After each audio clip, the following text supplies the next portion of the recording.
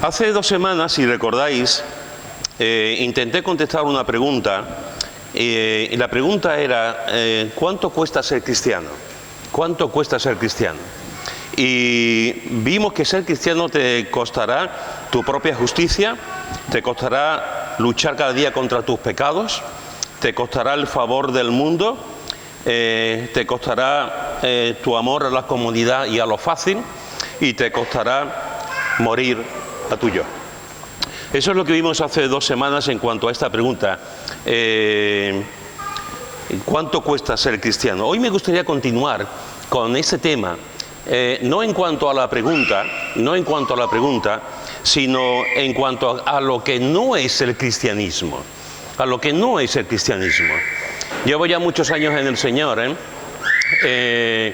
y cada vez estoy más seguro que no todo lo que se dice en cristianos son cristianos.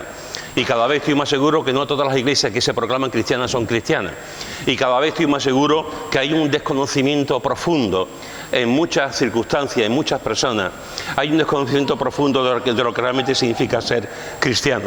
El domingo que viene no, porque es el culto de compartir, pero posiblemente dentro de los domingos compartiré lo que de verdad significa ser cristiano. Pero hoy, permitirme ir a esta otra cuestión, a esta otra parte, lo que no es el cristianismo, porque damos por hecho de que todo el mundo es cristiano, de que todos los que vienen a la iglesia son cristianos, de que estamos en un país cristiano, y en realidad quizá estamos desencaminados. Quizás una de las cosas que me di cuenta, aparte del analfabetismo bíblico que tenemos hoy en día, hay muy poca gente que conoce la Escritura, hay muy poca gente que hace lo que hace Conso, estudiar la Biblia, no para cuestionar la Biblia, sino para que Dios te hable en la Biblia. Cuando tú ves cómo va pasando el tiempo y cada vez esa generación que teníamos de gente que leían la palabra, conocían la palabra, profundizaban en la palabra, sabían lo que era la doctrina, sabían lo que era la enseñanza, hasta los niños memorizaban la palabra de Dios. Hoy en día te das cuenta de que en muchos sentidos hay un analfabetismo y un desconocimiento realmente, ya no solamente de la doctrina, sino un desconocimiento de la misma persona de Jesucristo. Por eso creo que es importante que entendamos en la parte negativa, podemos decirlo, lo que no es ser cristiano, lo que el cristianismo no es. Y déjame comenzar diciéndote lo siguiente. El cristianismo no es fundamentalmente un sistema de creencias o un cuerpo de doctrina. Te lo repito, el cristianismo no es esencialmente un sistema de creencia o un cuerpo de doctrina. Hay mucha gente que piensa que se es cristiano porque puede decir de memoria el credo de los apóstoles, porque puede decir de memoria el Padre Nuestro, o porque se sabe también de memoria los 10 mandamientos. Por supuesto que el cristianismo tiene doctrina, por supuesto que el cristianismo tiene un credo, por supuesto que el cristianismo tiene una base doctrinal a la que agarrarse, pero es posible, hermanos y hermanas y amigos que nos visitáis, es posible saber la doctrina y no ser cristiano. Es posible saberse todo un montón de textos y un montón de cosas y no ser cristiano. Mira lo que dice el Salmo, Santiago 2.19, un texto que muchos conocéis. Santiago 2.19 dice: ¿tú crees que Dios es uno? Bien haces. También los demonios creen y tiemblan. ¿Tú crees que Dios es uno? ¿Tú crees en la Trinidad? ¿Tú crees que Cristo es Dios? ¿Tú crees que Cristo es humano? ¿Tú crees que Cristo resucitó? ¿Tú crees que Cristo está a la diestra del Padre? ¿Tú crees que Cristo está intercediendo? Bien haces, bien hace. Pero también dice: los demonios creen y tiemblan. Hermanos, los demonios no son ateos. A veces pensamos que los demonios, el diablo y toda su cohorte de demonios, como que son ateos. Los demonios no son ateos, los demonios son rebeldes, los demonios son pecadores. Los demonios se rebelaron contra Dios y quisieron ocupar, Lucifer en este sentido, quiso ocupar el lugar de Dios. Pero no son ateos, ni siquiera son agnósticos. Los demonios, con su jefe a la cabeza, creen ¿Cómo no van a creer si estaban allí? ¿Cómo no van a creer si Dios los hizo? ¿Cómo no van a creer si lo puso en el cielo? ¿Cómo no van a creer si lo vieron continuamente durante muchísimo tiempo? ¿Cómo no van a creer si fueron objeto de la disciplina de Dios cuando fueron echados del paraíso? ¿Cómo no van a creer cuando han visto las profecías, el nacimiento, la muerte, la resurrección de Jesús? Los demonios no son ateos, son creyentes. La diferencia entre tú y yo es que los demonios no tienen una fe salvadora. Nosotros sí tenemos una fe salvadora. Nosotros sabemos que es Cristo y hemos creído en Cristo y depositamos nuestra confianza en Cristo. Los demonios no. Los demonios no depositan su confianza en Cristo, pero saben quién es Cristo. ¿Cómo atacó el diablo a Jesús? ¿Os acordáis? ¿Cómo fue la tentación del diablo con respecto a Jesús? Pues le tentó con la palabra de Dios. Las tres tentaciones que tuvo, que vemos en Mateo capítulo 4, las tres tuvo que ver con la palabra de Dios. Es decir, los demonios no solamente creen en Cristo, es que los demonios creen en la palabra de Dios. También creen, saben el poder de la palabra. Y saben que el diablo intentó tentar a Jesús con la propia palabra. La Biblia dice esto: si tú hicieras tal cosa. Y Jesús contestó también con la palabra. Jesús contestó también con la Escritura. Es decir, el diablo es un estudioso de la Biblia. El diablo conoce la Biblia. El diablo nos puede citar la Biblia. El diablo conoce las doctrinas de la Biblia y tuvo el descaro, la poca vergüenza de enfrentarse a Jesús, intentar tentarle con la proclamación, con la enseñanza, con la citación, con la cita de las propias Escrituras. Por lo tanto, el diablo y sus demonios creen en Cristo, saben quién es Cristo, conocen la palabra también. Y fijaros también cómo en Marcos, en el capítulo 1, versículo 23 y 24 nos dice, Marcos, capítulo 1, versículo 23, y bueno, vamos a leer del 21. Marcos, capítulo 1, versículo 21. Y entraron en Capernaum, y los días de reposo entrando a la sinagoga enseñaba. Y se admiraban de su doctrina, porque les enseñaba como quien tiene autoridad y no como los escribas. Pero había en la sinagoga de ellos un hombre con espíritu inmundo que dio voces diciendo, ¿qué tienes con nosotros, Jesús Nazareno? ¿Has venido para destruirnos? Sé quién eres, el Santo de Dios. Fijaros, hermano, que aquí encontramos dos o tres cosas muy importantes. La primera es que Jesús está en la sinagoga. Está en la sinagoga y está enseñando en la sinagoga. La segunda cosa importante que encontramos aquí es que lo que estaba enseñando tenía tal calado, tenía tal importancia, que enseñaba con autoridad y la gente se quedaba sorprendido también de su doctrina. Se admiraban de la doctrina que estaba enseñando en la sinagoga. Lo tercero que llama la atención aquí en este texto es que en la sinagoga había un hombre endemoniado. En la sinagoga, que en ese momento estaban juntos alabando al Señor, que en ese momento estaban juntos aprendiendo de la palabra de Dios, que en ese momento estaban juntos en su cita semanal para dar la gloria a Dios, en la sinagoga había un endemoniado, no estaba en la puerta. No estaba en la puerta, no estaba a 10 kilómetros, no estaba en un sitio aparte, no estaba en la cama durmiendo, estaba en la sinagoga, estaba en la misma presencia de Dios, estaba en un sitio donde los hombres y las mujeres se juntaban, la mujer en otra parte, se juntaban para adorar juntos al Señor y escuchar de su palabra. Lo cuarto que llama la atención de este texto es que este espíritu inmundo, este endemoniado, dice, hablando con Jesús, refiriéndose a Jesús, dirigiéndose a Jesús, dice, ¿qué tienes con nosotros, Jesús Nazareno? ¿Has venido para destruirnos? Sé quién eres, el Santo de Dios. Sé quién eres, el Santo de Dios. Esto nos debe llevar a una reflexión, a mi entender. Una es que a veces pensamos que los que estamos aquí en la iglesia no tenemos ningún tipo de problema ni emocional, ni psíquico, ni espiritual. Los que estamos aquí en la iglesia parece que somos los hombres y las mujeres que no tenemos ningún tipo de problema, ningún tipo de situación. Ellos dos, tanto Conso como Manolo, han estado compartiendo sobre el Salmo 23. El Salmo 23 es una descripción de una persona que se agarra a su pastor, que se agarra a su Señor, que sabe que el Señor va por delante de él en todo momento, en toda situación. Pero en los momentos de valle de sombra y de muerte, la presencia del pastor, la presencia de nuestro buen pastor está ahí siempre, continuamente. Pero lo pasamos esos valles, pasamos esas situaciones complicadas y difíciles, las pasamos. La gracia, lo bueno es que el Señor nos da la mano y Él nos ayuda a continuar hacia adelante. A veces pensamos que el diablo se queda en la puerta y durante esta hora y media que estamos juntos, el diablo no entra, ni entra los miércoles, ni entra cuando tengamos una reunión. Dejadme deciros que el diablo entra en la iglesia. Dejadme deciros que el diablo está en la iglesia. Dejadme deciros que el diablo está en palabras, en actitudes, en situaciones, en carnalidades, en murmuraciones, en críticas, en la iglesia. Dejadme deciros que donde hay un pecado, el diablo está abriendo el camino para que cada vez cometamos más pecado.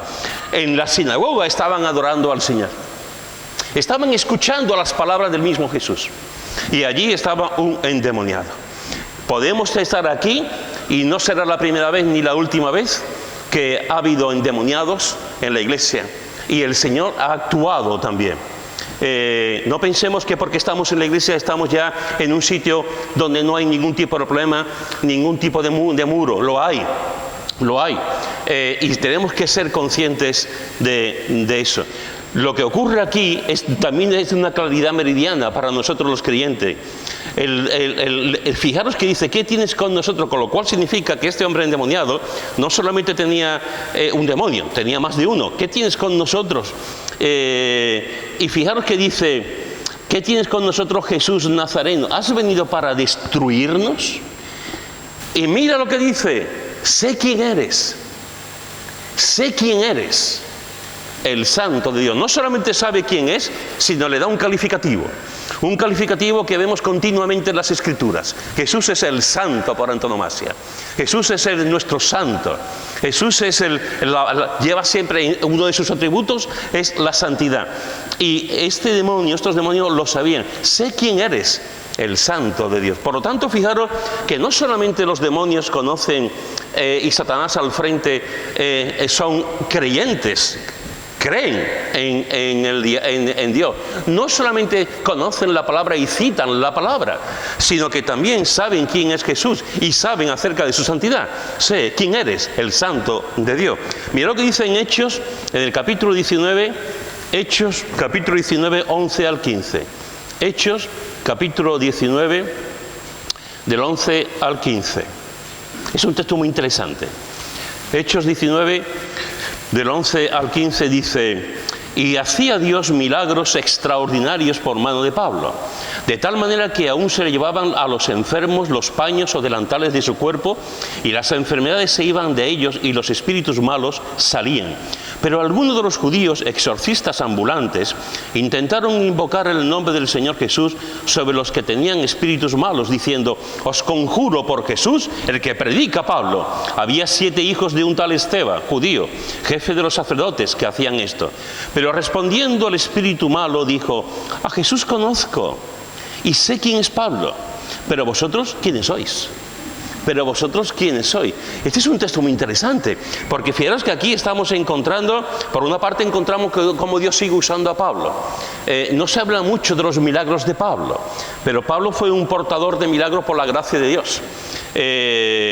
Y fijaros que aquí encontramos también a un grupo de personas, concretamente 7, que estaban haciendo una labor de exorcismo, de echar fuera demonios. Pero es interesante, porque estaban intentando echar fuera demonios y los propios demonios le están diciendo a este grupo de personas, a estos 7 que echaban fuera demonios, le están diciendo, a Jesús conozco. Y encontramos otra vez lo mismo. Encontramos cómo los demonios conocen a Jesús. Sabemos exactamente que los demonios saben quién es Jesús, saben quién es su misión, saben que es Dios. Lo conocen, pero no solamente saben quién es Jesús. Es interesante porque los demonios también saben quién es Pablo. También sabían el trabajo de Pablo, también sabían el ministerio de Pablo, también sabían cómo Dios usaba a Pablo. Tenían un respeto también hacia Pablo. Que a veces pensamos que los demonios conocen al propio Jesús, pero se nos olvida que también conocen a la gente, también te conocen a ti. También nos conocen los puntos fuertes y los puntos débiles, y conocen a aquellos que están sirviendo al Señor con toda su alma y con todo su corazón, como lo estaba haciendo Pablo. Los demonios saben quién están trabajando para el Señor. Los demonios saben quiénes son los que están ahí sirviendo, dando su vida para la gloria de Dios. Sabían quién era Pablo. Pero fíjate que no solamente saben que dicen que conozco a Jesús, no solamente dicen quién es Pablo, sino se vuelven a estas 7 personas que están haciendo exorcismos y les dicen: ¿y quiénes sois vosotros? ¿Quiénes sois? Me recuerda aquel momento en el que se acercan a Jesús y le dicen: hay gente que hace milagros, hay gente que echan fuera demonios, hay gente, y Jesús le dice: nunca os conocí, esta gente echan fuera demonios, hacen milagros, hacen cosas, pero en realidad no están conmigo. Ahí podemos estar viviendo, podemos estar haciendo cosas, pero en realidad, hermanos y hermanas, no conocemos al Señor. Parece algo tremendo, levantar muertos, sanar enfermedades y no ser cristiano. No conocer a Cristo, predicar incluso la Biblia, predicar la palabra de Dios y no ser cristiano. No conocer de primera mano a Cristo. Aquí encontramos cómo los demonios conocían a Cristo, creían en Cristo, conocían su nombre, le llamaban el Santo.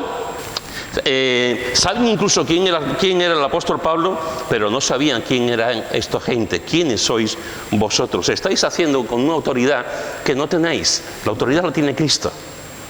Y delegadamente, de forma delegada, también el apóstol Pablo, pero ustedes no.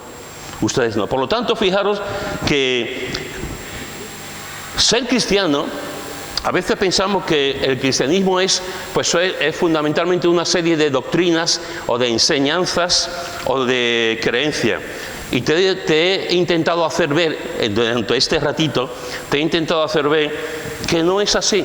Que podemos conocer doctrina como los demonios, que podemos conocer a Cristo como los demonios, que podemos saber realmente que Cristo es el Santo, y no significa absolutamente nada en nuestras vidas. No hay un cambio en nuestras vidas. Tenemos una fe intelectual, tenemos una fe que nos da una serie de datos, pero ya está. Podemos conocer el sermón del monte, podemos conocer todas las doctrinas, podemos conocer los 10 mandamientos y no ser cristiano. Por lo tanto, lo primero que te digo en esta mañana es que el cristianismo no es fundamentalmente un sistema de creencia o un cuerpo de doctrina. Lo segundo que te quiero decir en esta mañana es que el cristianismo no es fundamentalmente un código de conducta. El cristianismo no es fundamentalmente un código de conducta. Hay mucha gente que piensa que con llevar una vida decente y con no hacer nada malo o no hacer nada indebido a los demás, con guardar los 10 mandamientos o con cumplir las normas del sermón del monte, se es cristiano. Y todo eso está muy bien. Y todo eso está muy bien para nosotros y es muy noble. Pero la esencia del cristianismo no es la ética, ni la conducta, ni la moral. La esencia del cristianismo no es la ética, ni la conducta, ni la moral. Eso viene, por supuesto que viene, como consecuencia de creer en Cristo, como consecuencia de andar en Cristo, como consecuencia de vivir en Cristo.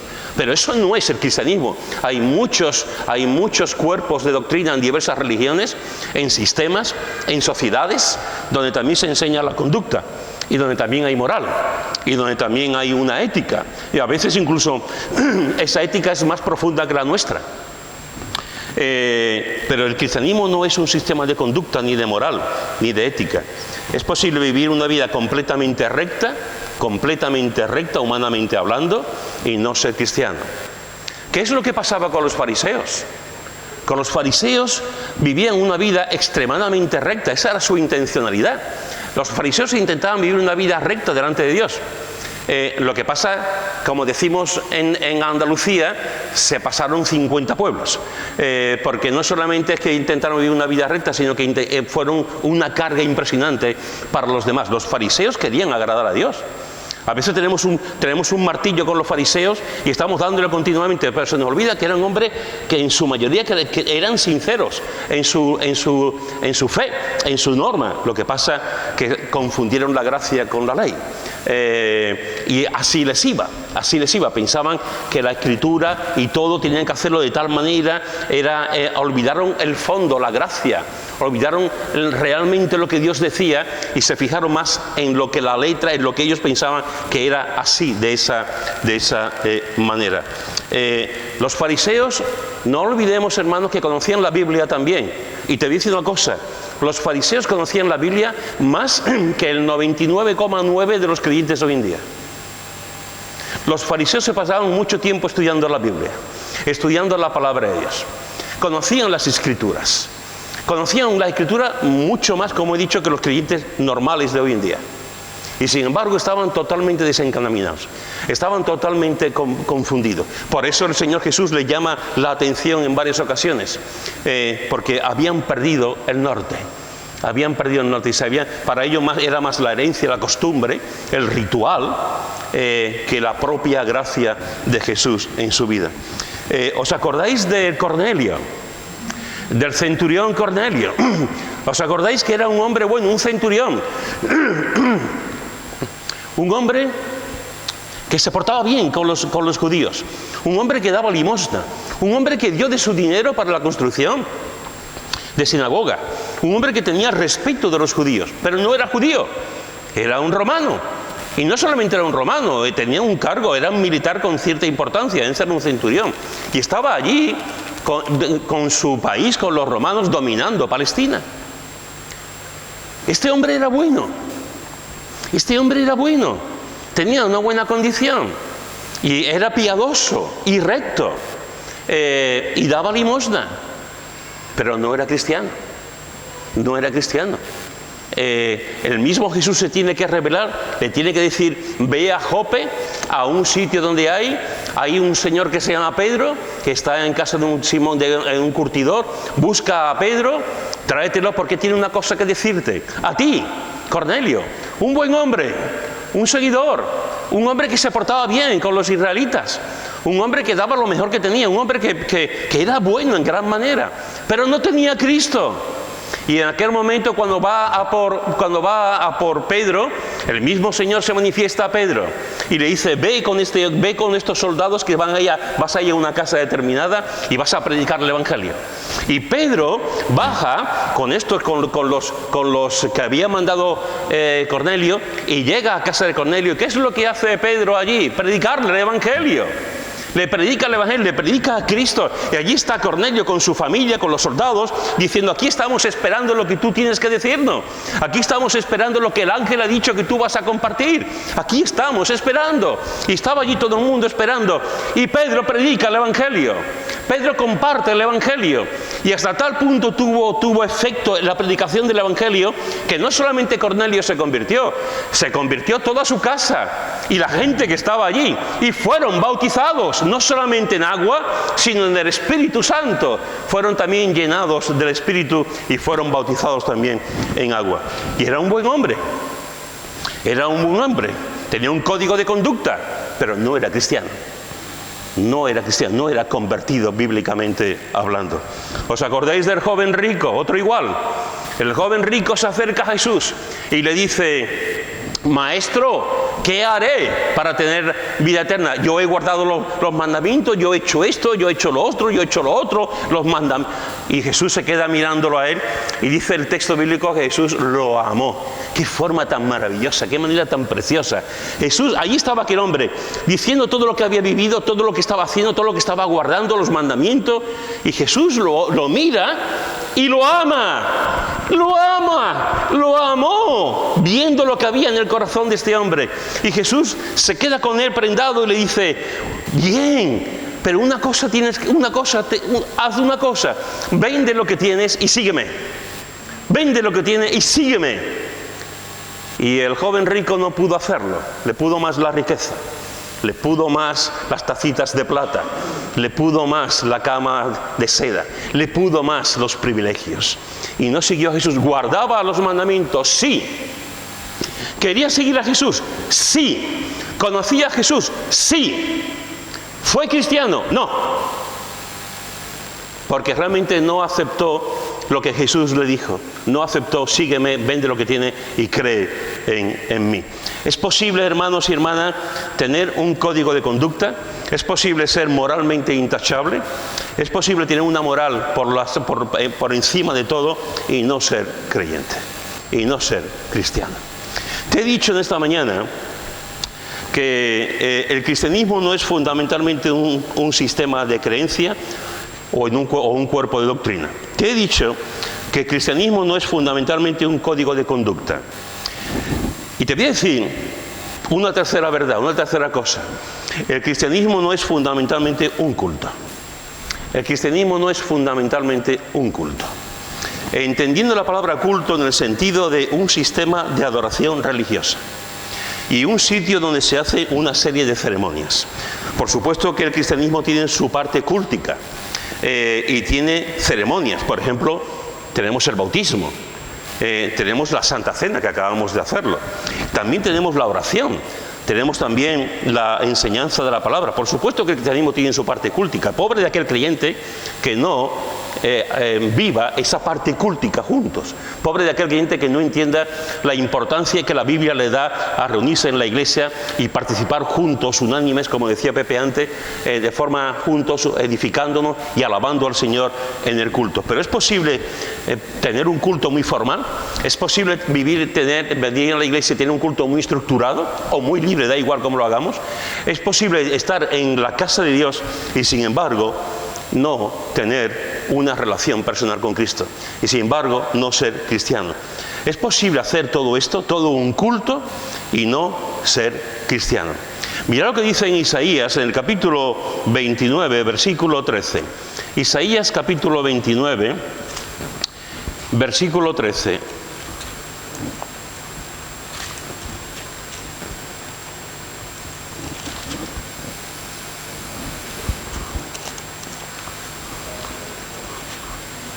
Dice pues el Señor: ¿por qué este pueblo se acerca a mí con su boca y con sus labios? Porque, repito, dice pues el Señor, porque este pueblo se acerca a mí con su boca y con sus labios me honra, pero su corazón está lejos de mí. Y su temor de mí no es más que un mandamiento de hombres que les ha sido enseñado. Siglos después, nuestro Maestro, siglos después, Jesús lo repite en varias ocasiones, este mismo texto. Dice en Mateo, en el capítulo 15, versículos 7 al 9, Mateo, capítulo 15, versículo 7 al 9, dice: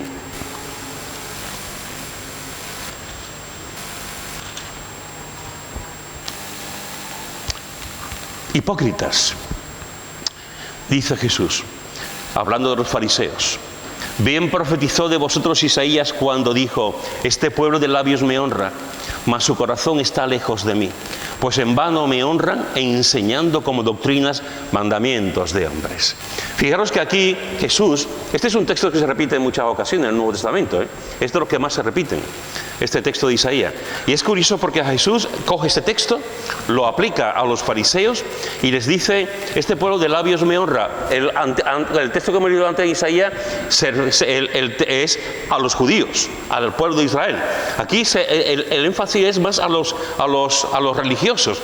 Y dice: este pueblo de labios me honra. ¿Podemos venir a la iglesia de Dios y honrar al Señor? Sí. ¿Podemos cantar alabanzas? Sí. No es la primera vez que alguien canta alabanza y levanta las manos y está engañando a su cónyuge. ¿Podemos venir a cantar? ¿Podemos venir a alabar al Señor? Sí. ¿Podemos venir a adorar y alabar al Señor? Y no es la primera vez que alguien está robando descaradamente y está alabando al Señor. Podemos vivir en pecado y estar alabando al Señor porque tenemos la capacidad de autoengañarnos. Tenemos la capacidad de no darle importancia al pecado. Tenemos la capacidad de ver siempre el mal en los demás, pero no en nosotros mismos. Este pueblo de labios me honra, pero fíjate lo que dice, porque es muy importante: mas su corazón está lejos de mí. ¡Qué triste! Qué triste que antiguamente los judíos, qué triste que los fariseos, y qué triste que hoy en día los cristianos, muchos cristianos, su corazón está lejos de mí. Su corazón está lejos de mí, cerca de las ceremonias, cerca de los cultos, cerca de las enseñanzas de los hombres, cerca de mil cosas que se pueden hacer, pero lejos de mí. Lejos de mí, su corazón está lejos de mí, tan cerca, tan lejos, tan lejos, tan cerca que parece que estamos al ladito, pero estamos completamente alejados. Y fijaros que dice, pues en vano me honran. En vano, ¿por qué en vano? Porque enseñan como doctrinas cosas que no son mías. Enseñan como doctrinas cosas que yo no he enseñado. Enseñan como doctrina cosas que no dicen las Escrituras. Enseñan como doctrina cosas que jamás en la vida yo he dicho, yo he escrito. Y son mandamientos de hombres. Son mandamientos de hombres. Lo peor que puede pasar en la vida de un cristiano, de una familia, de una iglesia, es dirigirnos por mandamientos de hombres. Por mandamientos de hombres. Y se puede hacer, ¿eh? Y se puede hacer. Desde un punto de vista carnal, una iglesia puede andar perfectamente con mandamientos de hombres. Lo que pasa es que Dios no está ahí. Dios no está ahí. Pero se puede hacer. El cristianismo, hermanos, no es fundamentalmente un culto. El cristianismo no es un lugar donde se hace una serie de ceremonias y ya está. El cristianismo no es fundamentalmente un sistema de creencias o un cuerpo de doctrina. El cristianismo no es fundamentalmente un código de conducta. El cristianismo no es fundamentalmente un culto. Y termino con esto. El cristianismo no es fundamentalmente una herencia. Te lo repito. El cristianismo no es fundamentalmente una herencia. Mira lo que dice en Josué, en el capítulo 2. Josué, capítulo 2, versículos 6 al 13. Josué, capítulo 2, versículos 6 al 13. Y dice así.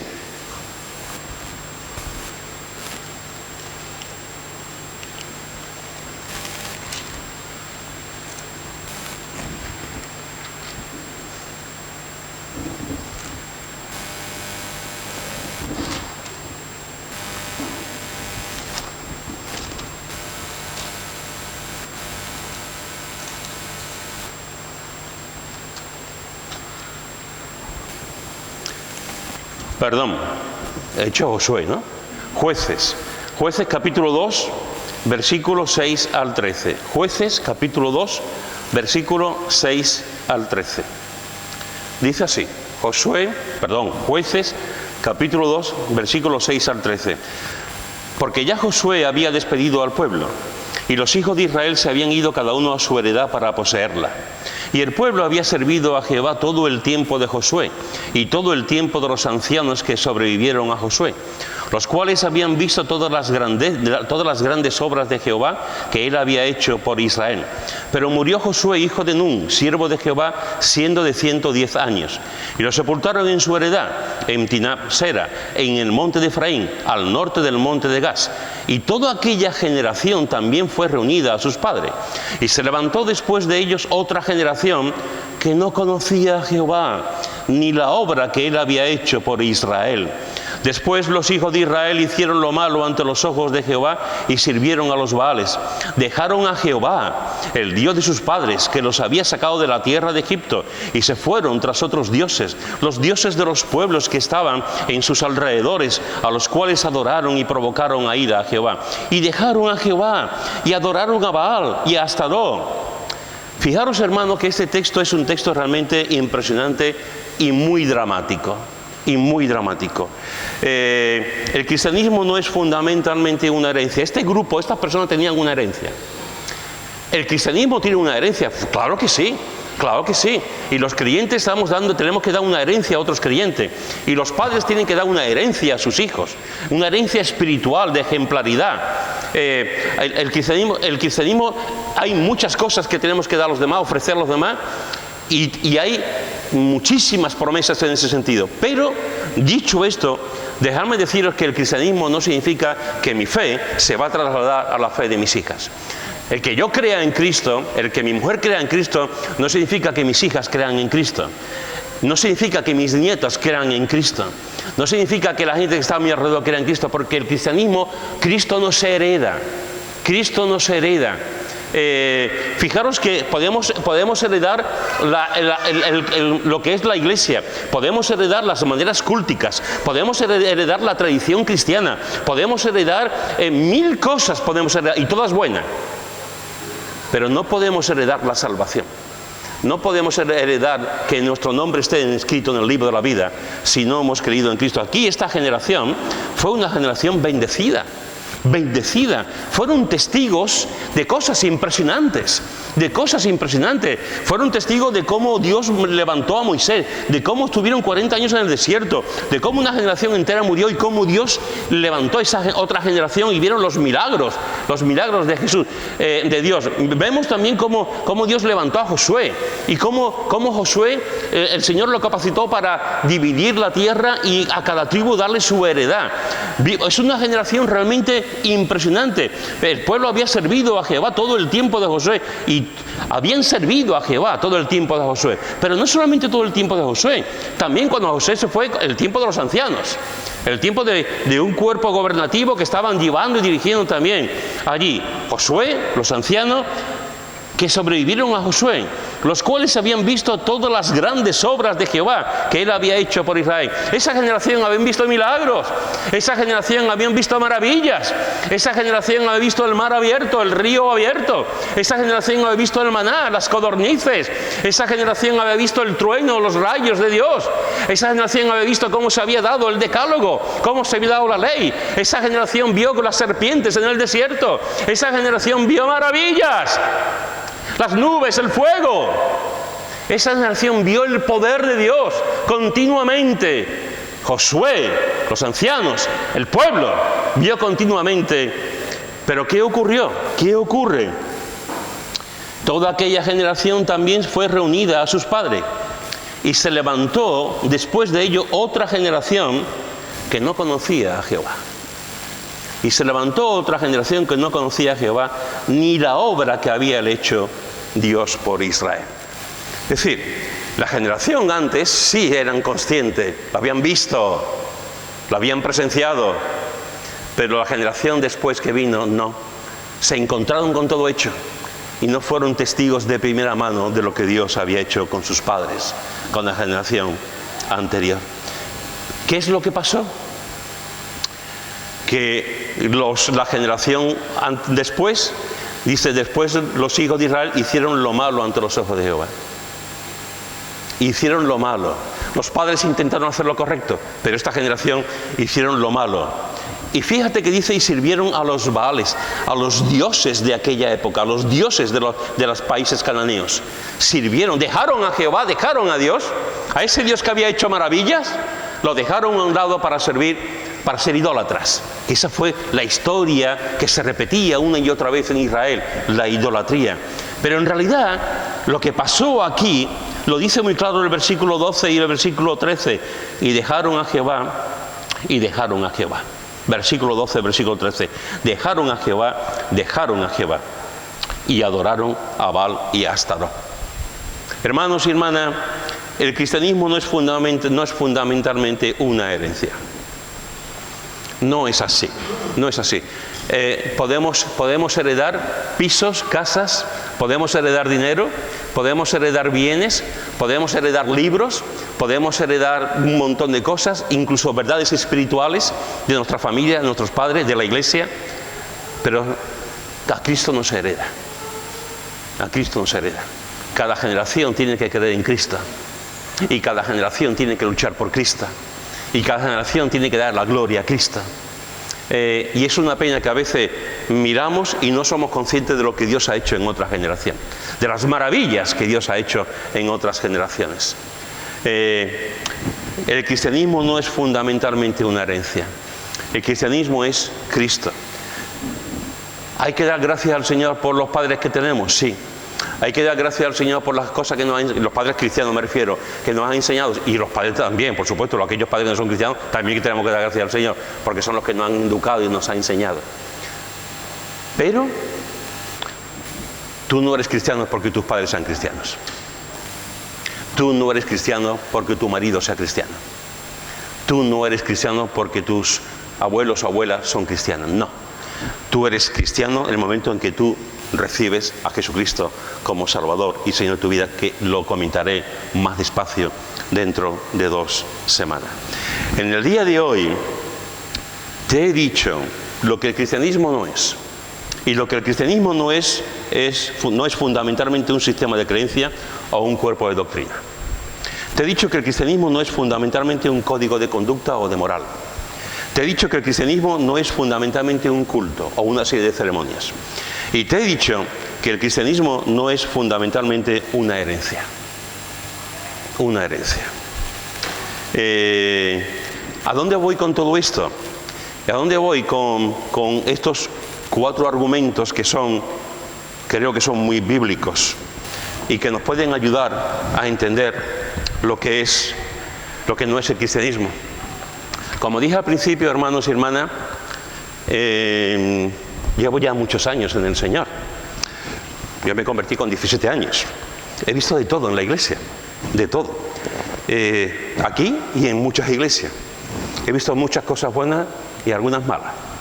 He visto conversiones dramáticas y he visto conversiones muy suaves. Todas conversiones. He visto gente que vive en santidad y gente que vive en pecado. He visto gente que tiene un pie aquí y un pie allí. He visto a gente dando la lengua tela marinera. Y he visto a gente que no suelta ni nada, absolutamente nada de sus labios. He visto a gente que tienen temor de Dios y gente que se mofan de Dios. He visto a gente que leen la palabra, aman la palabra, no para un conocimiento, sino para una transformación de la vida. He visto a gente que la palabra no lee absolutamente nada. He visto a gente que le da mucha importancia a la iglesia y vienen a los cultos, aunque se arrastra, vienen a los cultos. Hay gente que no le dan ninguna importancia a los cultos y nunca vienen. O vienen cuando les apetece. He visto gente que ofrendan generosamente, más allá de sus capacidades, incluso más allá de lo que pueden. Y he visto gente que no ofrenda absolutamente nada y siempre tienen argumentos. He visto gente de todo tipo, gente de todo tipo. Y uno se plantea, ¿será porque confundimos lo que es el cristianismo? ¿Será porque realmente no entendemos bien lo que es el cristianismo? ¿Será porque el diablo tiene la capacidad de engañarnos y nos hace ver lo que es una religión, lo que es una tradición, en vez de ver lo que es Cristo, el maravilloso Cristo? En esta mañana yo lo único que pretendo, hermanos y hermanas, es que pienses. Es que pienses. Lo único que pretendo es que medites un poco. Lo único que pretendo es que durante la semana reflexiones en tu vida como cristiano. En tu vida como cristiano. Si realmente vives a Cristo, o estás viviendo algo de lo que se ha dicho en esta mañana. Si realmente tú entiendes lo que es ser cristiano, lo que es el cristianismo, o no acabas de entenderlo. Y si no acabas de entenderlo, es un buen momento para pensarlo. Es un buen momento para meditar. Es un buen momento durante esta semana para reflexionar realmente en lo que significa ser cristiano. Que Dios nos ayude a los que estamos aquí a entender de verdad, que lo veremos dentro de poco, entender de verdad lo que es el cristianismo y entender de verdad lo que no es el cristianismo. Que no nos engañemos, que no nos pongamos una venda, que nadie nos engañe.